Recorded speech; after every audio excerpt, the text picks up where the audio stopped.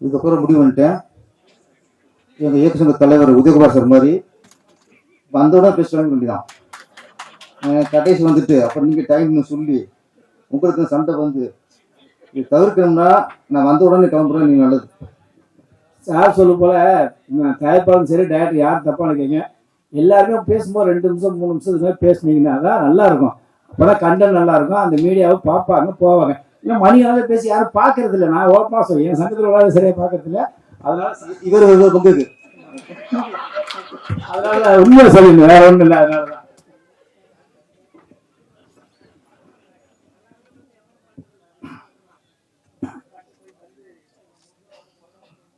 Okay. பசியோடு இருக்கீங்க, எனக்கும் பசிக்க ஆரம்பிச்சுன்னு பாருங்க. முதல்ல கலைமாமணி விருது பெற்ற நிகில் அவர்களுக்கு வாழ்த்துக்கள். ஆமாம் ஆமாம், ஒவ்வொரு வருஷம் இந்த கலைமாமணி விருது அறிவிப்பாங்க. அப்போது பார்த்தா மேக்ஸிமம் பார்த்தா பெரும்பாலும் அப்போ எது ஆரம்பிச்சியோ அந்த கட்சி சார்ந்த ஆளுகளாக மேக்ஸிமம் தெரியும். நான் இந்த முறை ஒரு ஆர்கியம் இருந்துச்சு, இந்த பெரும்பாலும் ஒரு கட்சி சார்ந்த ஆட்கள் இல்லை, பொதுவான உண்மையிலே திறமையான ஆட்களுக்கு கலைமாமணிக்கு கிடைச்சிருக்கு. அதில் ஒருவர் தான் நம்ம நிகில் அவர்கள். வாழ்த்துக்கு சார், நிறைய வாழ்த்துலாம் டைம் இல்லை, பிடிச்சிருக்கோம்.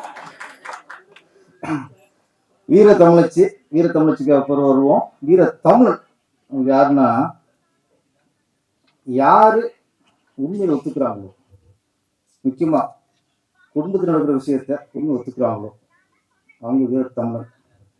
அப்படி பார்த்தா எங்கள் இயக்குனர் ராஜகுமார் இருக்கார்ல, அவர் தான் வீர தமிழன். உண்மையை போட்டு போட்டு உடச்சிட்டாரு. நானே சாக்காட்டேன், இதில் விட அவங்க பகிர்வமாக ஒத்துக்கிறாரே அப்படின்ட்டு. நம்ம தேவானி மேடம் வந்து இது வரைக்கும் ஒரு சாஃப்டாக பார்த்துருப்போம்.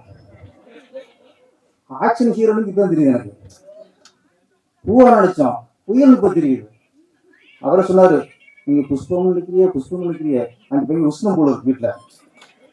அதனால ராஜமோகன் வந்து இவ்வளவு தைரியமான ஒரு வீரத்தமிழன் வச்சு ஒரு பாராட்டம் இன்னைக்கு. அப்போ நான் வந்து நேற்றே நான் சொந்த ஊருக்கு போக வேண்டியது. ராம்கி, நம்பி, பிரபாகர் இங்கெல்லாம் சார் அந்த ஆள் எழுந்துக்கிட்டு சொன்னாங்க. நான் அப்படி இல்லப்பா வேலை இருக்குப்பா அப்படின்னேன். அப்போ இயக்குநரை பற்றி சொன்னாங்க. சொன்னார்ல, இவர் சொன்னதை விட அவங்க அதிகம் சொன்னாங்க. அப்போ எவ்வளோ சிரிப்பாங்க. அதெல்லாம் கேட்டுட்டு அடா அடித்தரது வர அப்படியே பேச மாட்டோம். இங்கே கீழே அஸ்திவாரம் பலமாக போட்டு அந்த அவருக்காகத்தான். அவர் வந்து ஒரு இயக்குனர் வந்து ஒரு அடித்தரத்துன்னு வர்றாரு. அதில் அவர் ரொம்ப கெட்டு தான். இப்போ நான் வந்து காரில் பேக்கிங் கூட வந்துட்டேன். இதை முடிச்சு நான் அவரை கிளம்பணும். நான் 11 விட்டுருவாங்க, 7 மணிக்கு போக நினைச்சேன். நான் அங்கே 11 மணிக்கு போகும் செஞ்சு போச்சு. ஒரு ராம்கி இவ்வளவு திறமை பசங்க தெரியுது. நாங்கள் மிஸ் பண்ணிட்டோம். என்னடா அது, ஒரு இயக்க சங்கத்தில் 6 மாதம் விட அதிகமாக ஒரு பேசுறாருன்னா இவர் தான் போல இருக்கு. 10 மாதம் சொல்றாரு. நாங்கள் என்னடா இப்படி ஒரு திறமையான ஆளுகளை வச்சுட்டு இதை யூஸ் பண்ணாமல் இருக்குமேன்னு நினைச்சேன். முயற்சிக்கும் விடாமுயற்சிக்கும் வித்தியாசம் சொன்னாரு. இன்னும் கொஞ்சம் கிளியரா சொல்லிருக்கணும். முயற்சிக்கும் விடாமுயற்சிக்கும் வித்தியாசம்னா, முயற்சி நம்ம பண்ணிட்டே இருக்கோம். ஒரு சமயத்துல முயற்சி நம்மளை விடாது, அதுதான் விடாமுயற்சி. நம்ம பண்றதுலாம் முயற்சி. உதவிக்குனரா நம்ம ஊர்ல கிளம்பி வருவோம், நிறைய முயற்சி பண்ணிட்டே இருப்போம், நிறைய இயக்குனர் பார்ப்போம், நிறைய கம்பெனி பார்ப்போம். இதெல்லாம் முயற்சி. அப்புறம் சரி வராது இருக்கு, ஊருக்கே போயிடலாம்னா ஊர்ல எந்த மூத்தரை போறது, என்ன போனா சினிமாவுக்கு அவ்வளோதானா அம்மாங்க. அது தோல்வி மூத்தோட போகக்கூடாதுன்றதுக்காக அந்த செஞ்ச முயற்சி நம்மளை இங்கேருந்து ஊருக்கு விடாது. அதுதான் விடாமுயற்சி. அந்த மாதிரி சில முயற்சி நம்ம விடாது. அது மாதிரி இயக்குனர் உங்களை வந்து நீங்கள் ஆறுதல் முயற்சி பண்ணியிருக்கீங்க ஒரு காலகட்டத்தில், அந்த முயற்சி விட்டுருக்காரு. அந்த இயக்குனர் வந்து நிற்கிறீங்க உட்கார வித்தியாசம் இல்லை உண்டா? ஆமாம் சார், நான் அப்படின்னா ஐயோ கொத்தனாரு சாதாரண சொல்ல, இப்போ ஒரு வீடு கட்டுறதுக்கு நல்ல கொத்தனார் முக்கியம். குடும்பம் நல்லா நல்லா இருக்கணும்னா 2 நார் முக்கியம். ஒன்று நாத்தனார், ஒரு கொழுந்தனார். நாத்தனார் சரின்னு வச்சுக்கல, குடும்பம் போச்சு. கொத்தனார் கொழுந்தனார் சரின்னு வச்சுக்கல, குடும்பம் போச்சு. அப்போ ஒரு குடும்பம் நல்லா இருக்கும்னா நாத்தனார் நல்லா இருக்கணும், கொழுந்தனார் நல்லா இருக்கணும், கட்டடம் நல்லா இருக்கணும்னா கொத்தனார் நல்லா இருக்கணும். நல்ல கொத்தனார் நல்ல கொத்தனார் போது இங்கே சினிமா வந்துட்டாரு கரெக்டா. இதுக்கு சொன்ன மாதிரி எங்கே ஜன்னல் வைக்கணும், எங்கே நிலவசம் வைக்கணும் எல்லாம் தெரியும். அந்த மாதிரி படத்தில் எங்கே சாங் வைக்கணும், எங்கே ஃபைட் வைக்கணும், எங்கே ஹீரோனி எடுத்து உதயணும். ஹீரோனி எப்படி விஜயகாந்த் மாதிரி சோத்துல ஏரியில அடிச்சுட்டாங்களா? அது இல்லை, அதையும் பண்ணிக்கலாம். ஏன் குறை வச்சு ஜம்ப் அடிச்சு அடிச்சு அதுக்கு தலையில் தொகை விட்டுருக்கிய, அதையும் பண்ணியிருந்தா இதுக்கப்புறம் பேர் வேற மாதிரி.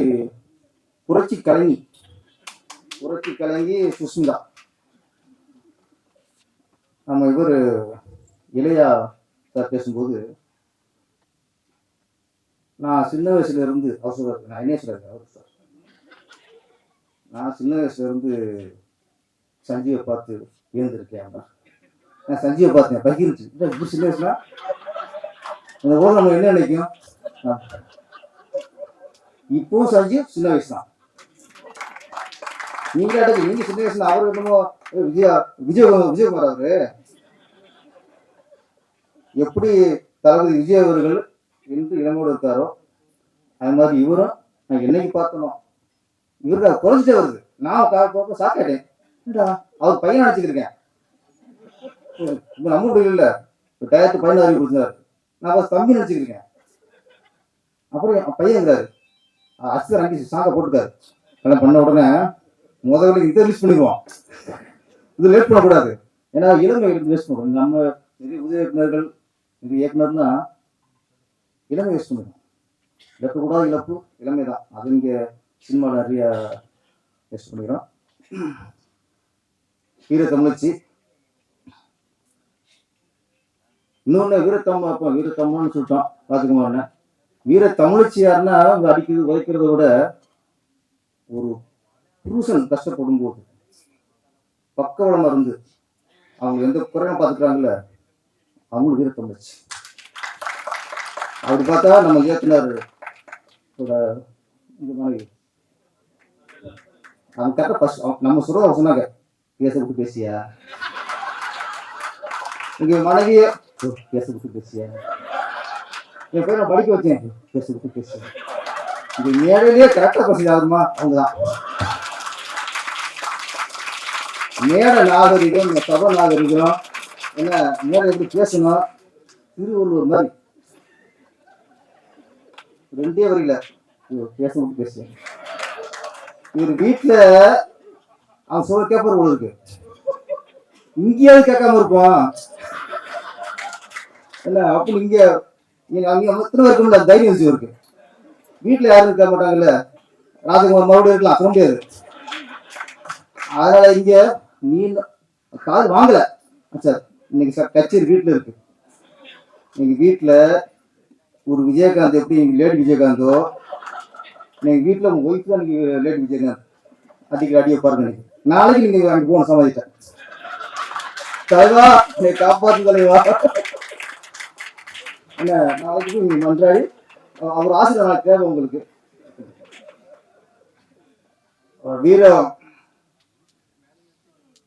வீர தமிழச்சி நான் டைட்டில், நான் சில டைட்டில் கேட்கும் போதுதான் எப்படி அத்தனை நாள் அந்த டைட்டில் விட்டு வச்சாங்கன்னு வரும்.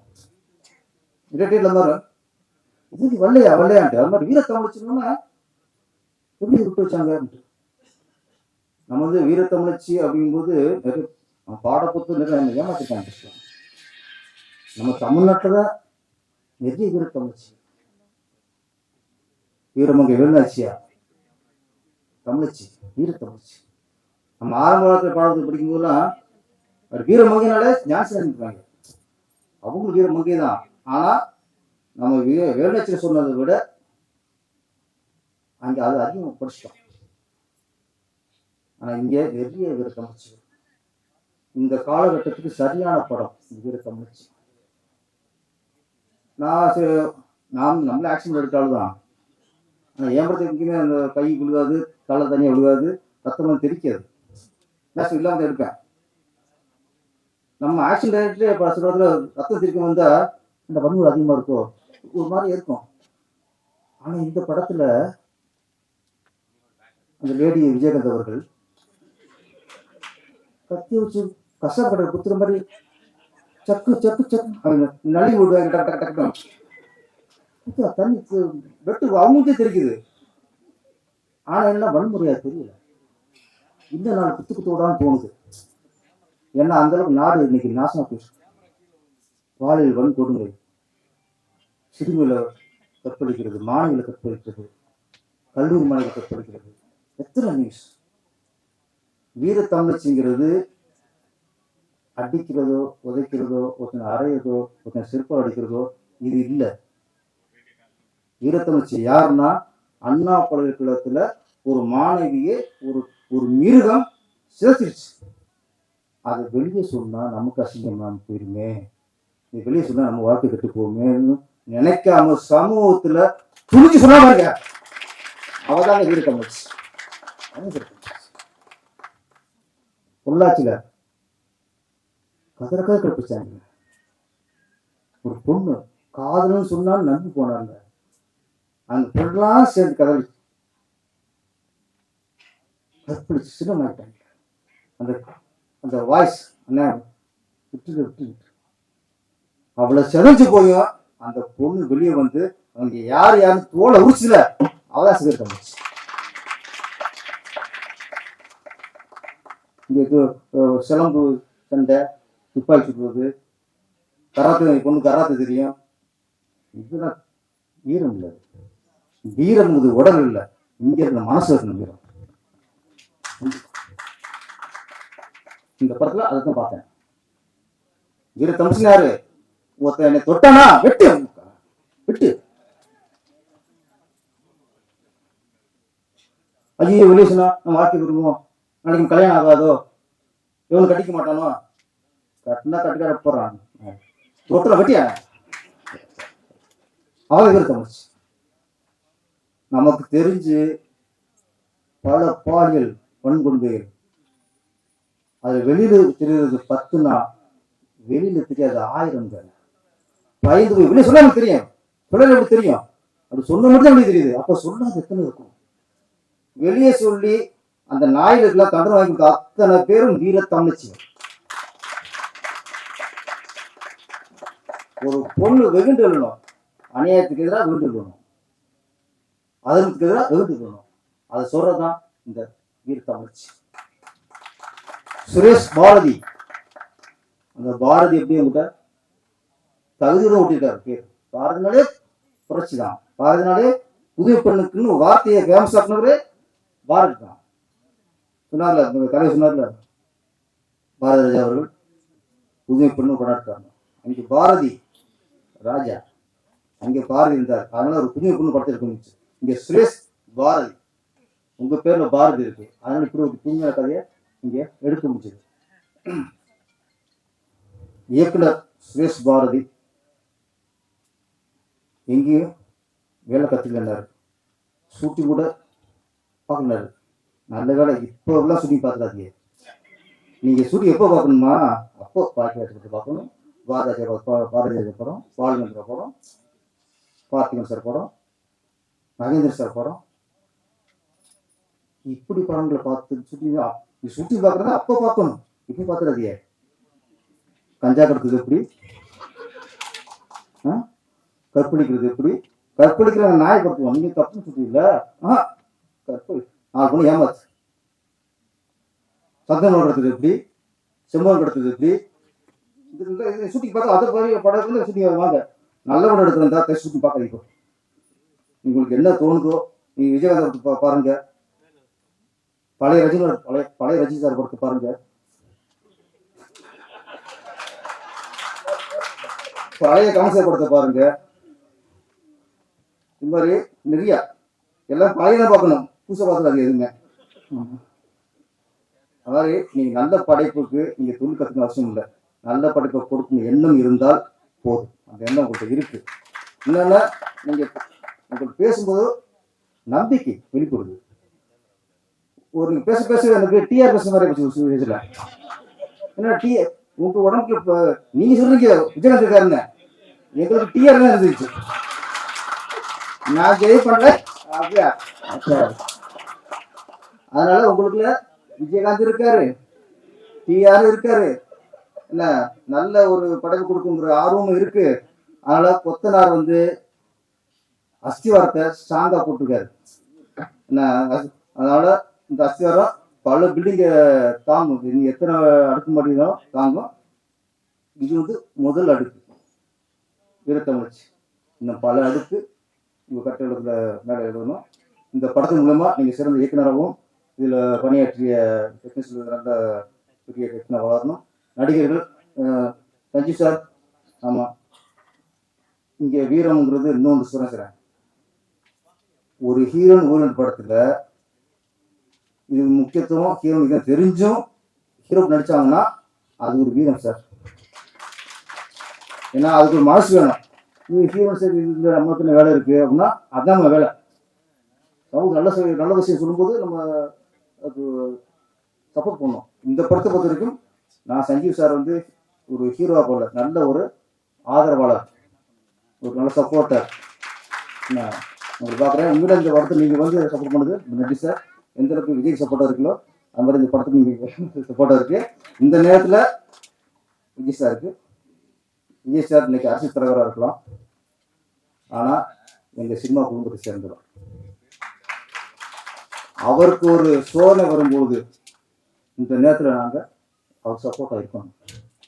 ஒரு விபத்து நடந்துருச்சு, அது எப்படி வேணா இருக்கலாம், ஆனால் இந்த நேரத்தில் அது எந்த அளவுக்கு மனசு உடைஞ்சிருக்குன்னா எங்களுக்கு தெரியும். நாங்களாம் கூட பழகிடுவோம், எனக்கு தெரியும், சஜி சார் தெரியும் எவ்வளோ உடஞ்சி உட்காந்துருக்கீங்க. அதனால் இந்த நேரத்தில் உண்மையிலே அந்த இறந்து 40 பேர் ஆத்மா சாந்தி அடையணும்.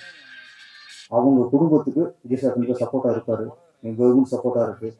எல்லாருமே இன்னைக்கு ஆறுதலாக இருக்காங்க. முன்னாடி ஆறுதலாக இருக்கிறது உங்களுக்கு இப்போ பரிசு மாதிரி போச்சு. ஒரு அமௌண்ட்லாம் அனுப்பிச்சு பண்ணுறாங்க, அது மட்டும் பார்த்தாது சப்போர்ட்டாக இருக்கணும்.